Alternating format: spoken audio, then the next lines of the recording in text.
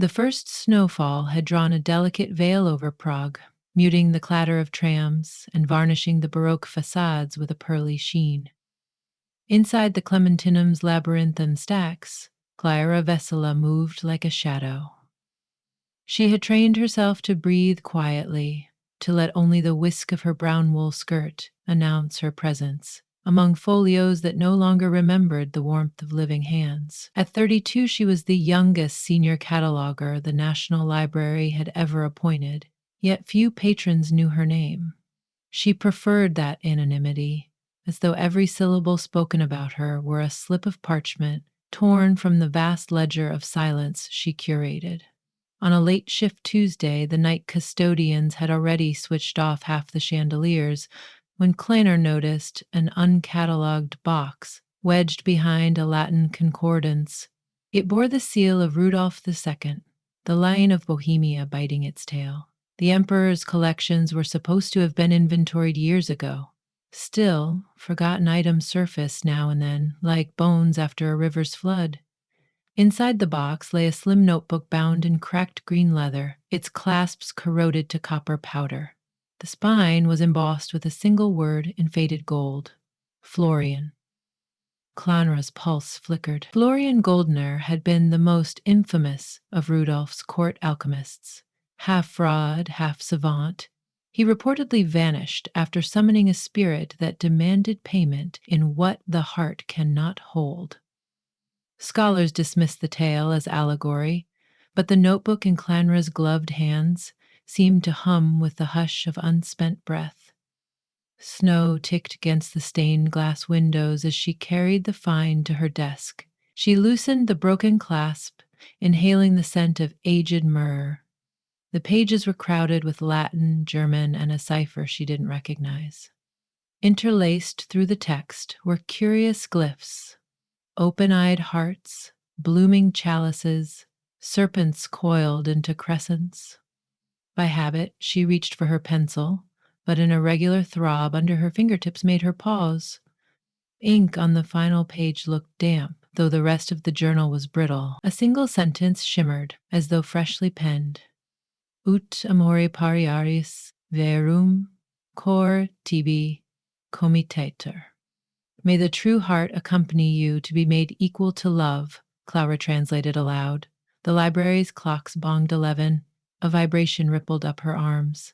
Ink bled outward, weaving into a sigil shaped like an inverted rose. In the sigil's center, a drop of blackness swelled, then sprang from parchment to air, ballooning into a sphere of night. Clara staggered back. The sphere burst like a soap bubble, leaving a figure perched cross-legged atop the desk lamp. A young man with hair the color of winter midnight and eyes luminous as smelted copper. He wore a tailcoat whose fabric jittered between Renaissance velvet and modern tweed, as if undecided on century. Dobru noc, mila convogne, he sang, swinging his heels. Good evening, dear librarian. Your Latin pronunciation is excellent, though you lean on the ablative where a dative might serve. Clara groped for something weapon-like. Her letter opener looked feeble and settled on a curt nod. Who are you, and how did you get past security? He hopped down, bowed with a flourish that scattered specks of gold dust. I am Velesoav, humble servitor to whomever deciphers Master Florian's final charm. You have done so, and thus I am bound to aid you in matters of the heart until the union fated for you is fulfilled. He clasped his hands theatrically. Congratulations on locating both Journal and Genie. I don't believe in genies, Clara said, though her knees quivered.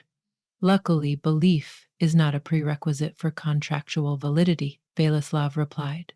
Now, list your romantic aspirations. Tall, short, erudite, fond of miniature schnauzers? She blinked, cheeks heating. Her last date had been a forgettable coffee with an engineer who insisted Prague's beauty was overrated. Romance, she had decided, was compatible with novels but not reality. I appreciate your visit, but I require no help. Kindly return to wherever you originated.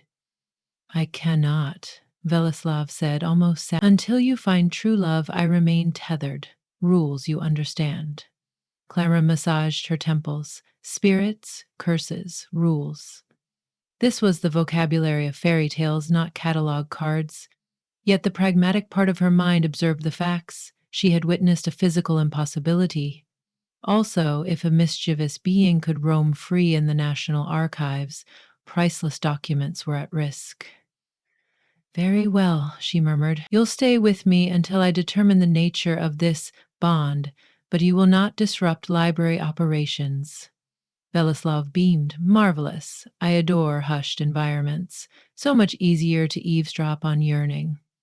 He floated a centimeter above the carpet, following her as she locked the journal in a climate-controlled cabinet and gathered her coat. Outside, sodium streetlights refracted through falling snow, painting orange halos on the cobblestone. Clara kept her eyes forward, half expecting the spirit to dissolve into frost. He didn't. While the city slept beneath its white quilt, Clara lay awake in her attic flat by Charles Bridge. She scanned scans of Florian's notebook on her laptop, translating, until dawn pinked the river. Velislav perched on her radiator, whistling melodies that sounded older than Prague itself. She learned 3 things. First, Florian's notebook was no mere treatise, but a ritual manual designed to conjure a soul Zerd-Duch, a jester spirit, to guide the summoner to a destined beloved. Second, should the spirit and summoner fall in love with each other, both would perish at the year's turn of the next full moon, victims of a failsafe meant to prevent blasphemy against natural order. Third, the failsafe could be revoked only by retrieving Florian's lost seal, rumored to lie in the vault where the King of Ghosts keeps court. When Clara recited this clause, Velislav's laughter faded. Florian always feared messy attachments. He built his service spirits to expire if affection crossed the boundary. Sensible, perhaps, but cruel. Clara met his copper eyes and felt a tremor of something she refused to name. We have to find the seal. Indeed. We have, he consulted the moon outside. 29 days. To hunt a 4 centuries lost artifact, they needed knowledge housed in obscure corners. Over the next week, they mined archives like miners panning for sparks. In the straw of monastery library, they uncovered letters from a nun's confessor who mentioned a silver signet engraved with a bridled rose, confiscated by Emperor Ferdinand III. At the municipal house, they parsed alchemical receipts that mapped clandestine workshops across Prague's Old Town. Between research sessions, Velislav kept trying to engineer romantic encounters for Clanra, accidentally nudging her into a philosopher at Café Louvre, arranging for the florist on Karlova Street to compliment her smile. Clanra endured each attempt with stoic politeness, but her heart remained unmoved. The only moments that stirred it were ephemeral. Velislav translating a forgotten ode in perfect dactylic hexameter, Velislav coaxing an elderly violinist's instrument back in tune with a flick of spring wind. Velislav, candlelight flickering across his cheekbones, gazing at her as if she were the one thing in the world neither text nor spell could explicate. 10 days before the deadline, they located a map marking catacombs beneath Visegrad Cemetery, annotated Regnum Umbrae, the Kingdom of Shadows. Florian's seal, they reasoned, must lie there. Snow had hardened into glassy ridges on the night they descended through a maintenance grate behind the rotunda of St. Martin. Clanner's flashlight carved restless cones of light through tunnels lined with charnel niches. Velislav's presence warmed the air by a whisper, though frost encrusted her eyelashes. After an hour, they entered a rotunda-shaped chamber. Bones had been arranged into dioramas. A skeletal monarch on a throne of femurs, courtiers fashioned from vertebrae. In the monarch's lap glimmered a silver ring crowned by a carved rose bridle. That is it, Klama breathed. As she stepped forward, indentations in the floor filled with phosphorescent liquid, sketching a circle around her boots. From the alcoves, air coagulated into silhouettes, spirits made of dust and longing. They bowed to Velislav.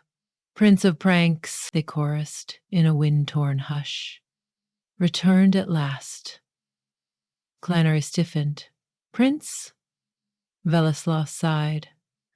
I was an ordinary elemental until Florian bound me. Decades passed. I acquired influence among restless shades. Nothing grand, really. The Bone King's jaw clacked.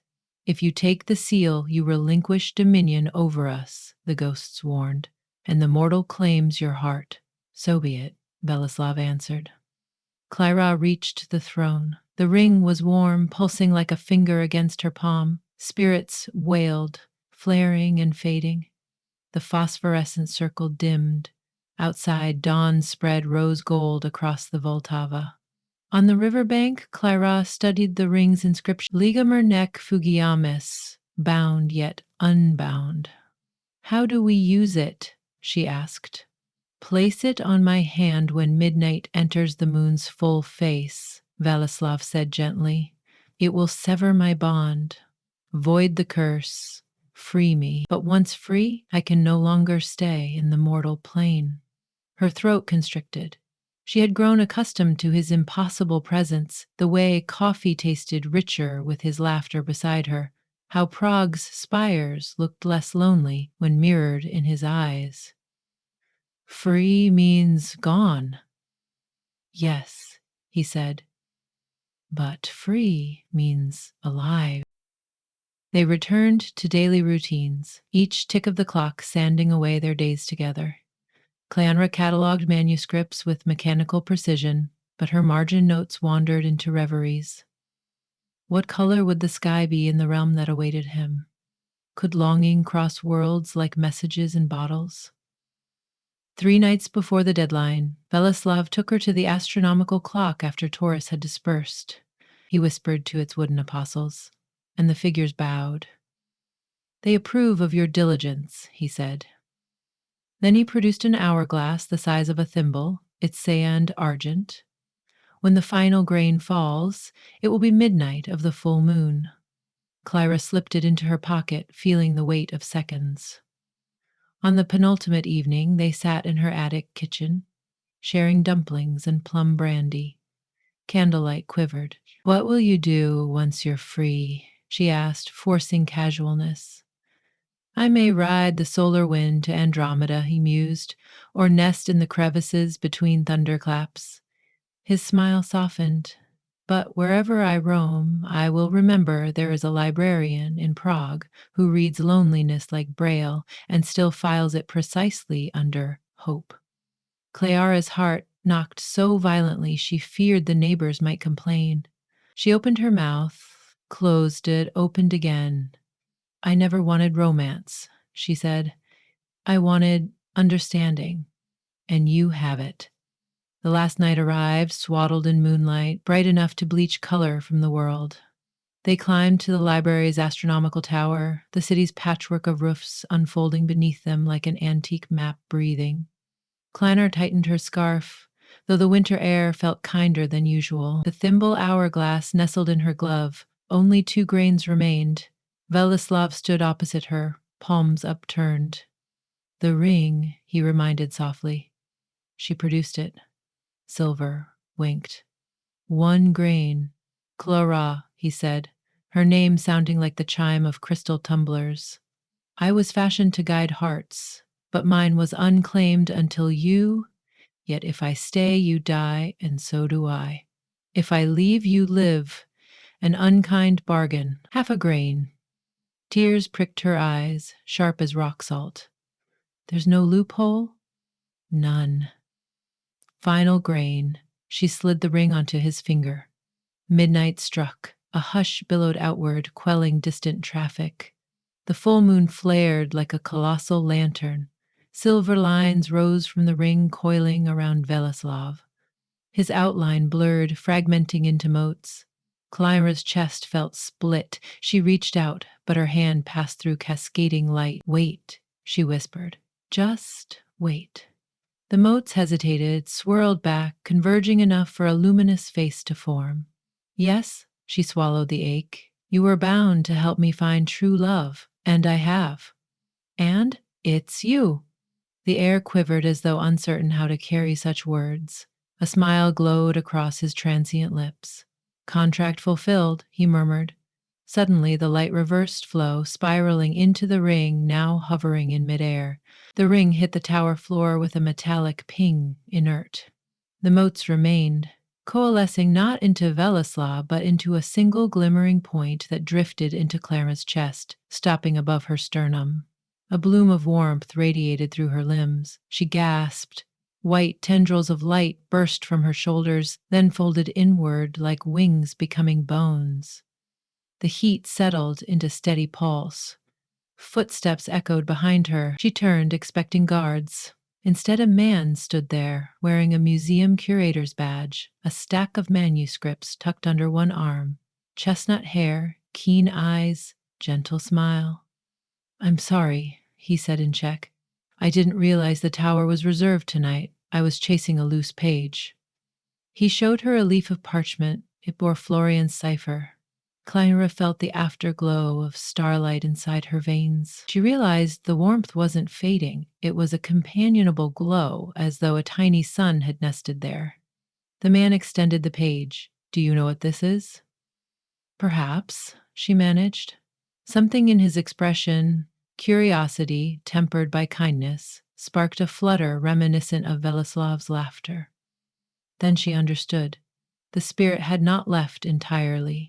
He had become an ember within her, a compass tuned to kindred hearts. The curse was broken, but his purpose endured, in a gentler form. She accepted the page, fingers brushing the man's. Warmth leapt like a friendly fox. "I'm Clanra," she said. "Tomasas," he answered, eyes brightening as though he, too, felt the hidden spark.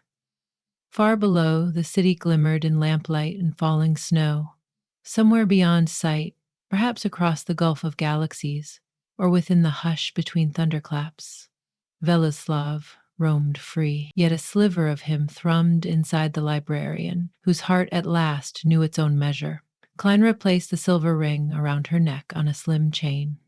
She and Thomas descended the spiral stairs together, voices weaving tentative promises. Every step echoed with memory and possibility, carrying forward what had begun 4 centuries ago in ink, alchemy, and a quiet wish for love that could outwit curses. And though the tower door closed behind them, its shadow framed a faint shimmer, like laughter crystallized into light, reminding Prague that stories, once awakened, never truly go back to sleep.